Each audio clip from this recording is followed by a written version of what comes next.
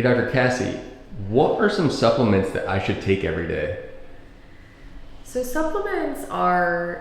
there's so many options. And so a lot of times we tailor that depending on exactly what the patient's experiencing in their lab. But three that are just like no-brainers: vitamin D. Vitamin D is so crucial you have a vitamin D receptor on every single cell in your body. So you need vitamin D.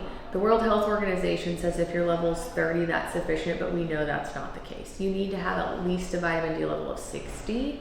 And if you've had a solid organ tumor like cancer, you need a level of 80. And so vitamin D needs to have K2 to help it be absorbed. So you need a good vitamin D with K2. Now the other thing is not all vitamin Ds are created equal. I did a podcast with Sean Wells. It was phenomenal. He talked about how all supplements are not created equal and how there's a lot of supplements out there that actually are more harmful than helpful. So you want to make sure you have a good medical grade supplement. So ours at Modern Endocrine is called Dynamic D with K2. You want to make sure you take your vitamin D with fat. So vitamin D is a fat soluble vitamin, so you want to take it with fatty food or with fish oil. So vitamin D is number one, non-negotiable. Number two is a methylated B complex. So there are about 40% of Americans have something called MTHFR, where they cannot methylate B vitamins and folic acid. So you need a good B folic acid methylated supplement. Ours is called Mighty Methylfolate. It has methylated B2, B6, B9, B12 tetrahydrofolate. B2 is very important for weight loss. If you're trying to lose weight and you cannot, sometimes you have B2 deficiency. It's also important for ATP production. B6 is very important for mood. So if you're having issues with your mood, it could be some B6 issues. B12, very important for memory.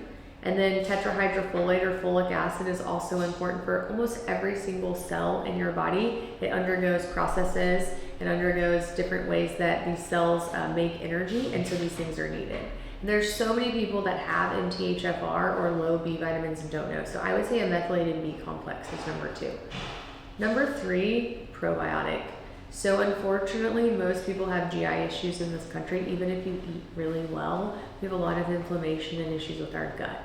So probiotics are another thing that is not negotiable. If you breathe, toxins, if you live in this world. And so probiotics, sometimes you need to rotate as well, depending on what strains are in there and what's going on with your gut. We have several different ones at Modern Endocrine, depending on, what you're looking for. But the third one would be a probiotic.